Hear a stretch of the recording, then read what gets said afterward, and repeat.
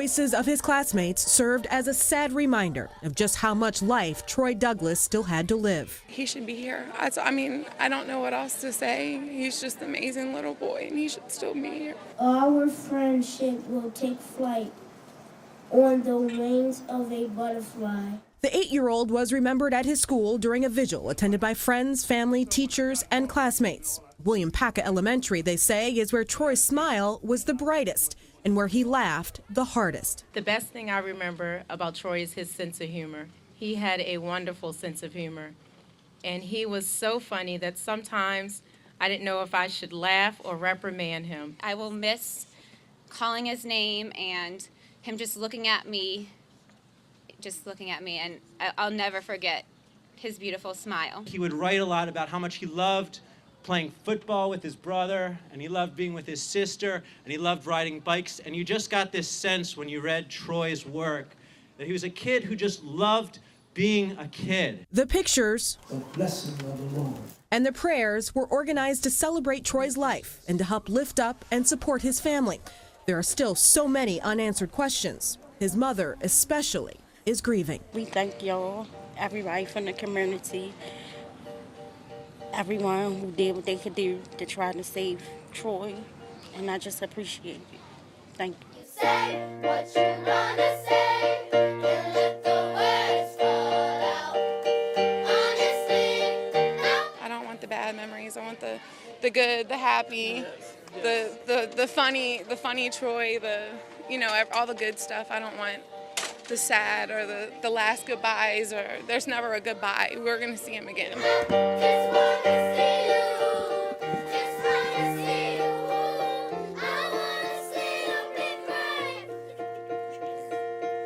Ryan and Sabrina had been dating for 5 years, and most of it was very long distance. So when it came down to finally getting married, a little snow was not going to ruin their plans. We were planning on getting married on Valentine's Day. The plan was for Ryan and Sabrina Edwards McBride to get married at the Anne Arundel County Courthouse, but the snow kept falling. Up until this morning at like 6 o'clock in the morning, it was going to be open.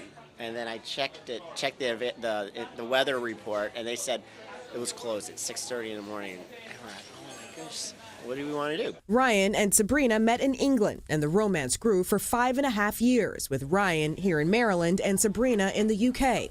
Finally getting married meant a lot of immigration details, paperwork, and plans. On my wedding band,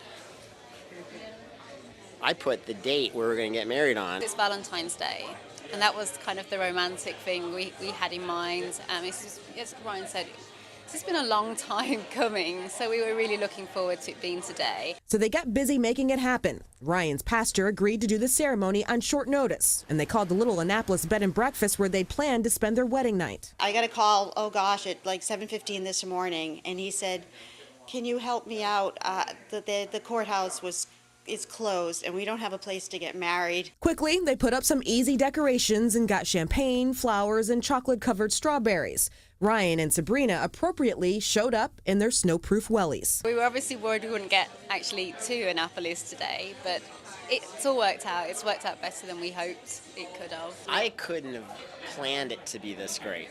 I really couldn't have. I can't even imagine it being a more special day. It was a 45-minute ceremony witnessed by Ryan's parents. There was also a photographer to record the memories, not that they'd forget 1 second of it. We're obviously very excited. We're starting our married lives together, and I'm just really, really touched at how many people helped us make that happen today, because it could have easily just not happened.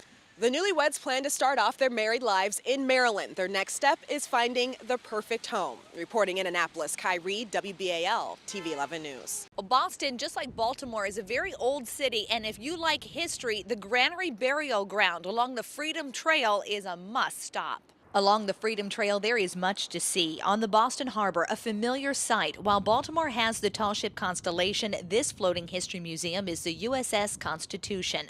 Boston Common marks the early settling of the city by the Puritans back in 1630.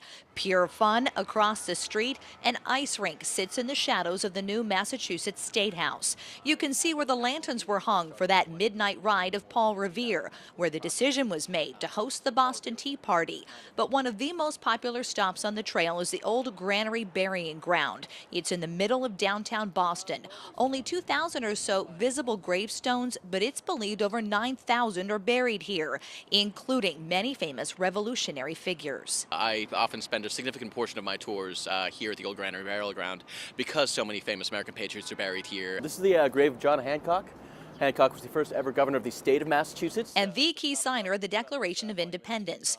Tim Hoover is a tour guide for the Freedom Trail Foundation. He says here you'll find the graves of Samuel Adams, Ben Franklin's family, and the footstone of Paul Revere's grave. Stones and pennies cover Revere's memorial. Just an ancient Hebrew and Scottish tradition of leaving stones on someone's grave, a memorial site, just a token of admiration and respect. There's even what's left of a marker believed to be that of Mother Goose. Really, the Mother Goose. The Freedom Trail is just over 2 miles, and you can pay for a tour or walk it yourself, and that's what these Ravens fans in for the game decided to do. It's pretty cool. I mean, we were talking about that last night. There's not many cities outside of Baltimore that have as much history as ours, and Boston has more, so it's pretty cool. Cool too, Ravens 1 game away from the Super Bowl. The outlook? Optimistic. Absolutely. Jennifer Franciotti, WBAL TV 11 News. And a dramatic preakness. Can I let another get there? Here he comes.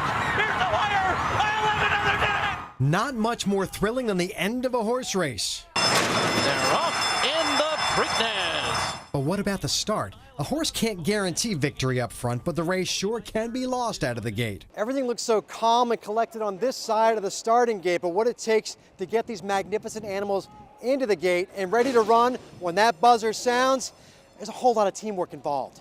A dozen men ensure these thoroughbreds make it into the gate smoothly. Bruce Wagner heads the crew at Pimlico, a crew that mostly sees horses gently follow direction. It's not by accident. I constantly check things, make sure everything's right so things don't go wrong. John Rapp 4, Chris 5. Wagner uses a system of marks, a little black book, if you will, on each horse. Maybe we'll do an open door on him, maybe we'll lock arms behind him and push him in. Horse kicks, we put that mark down to keep the guy safe.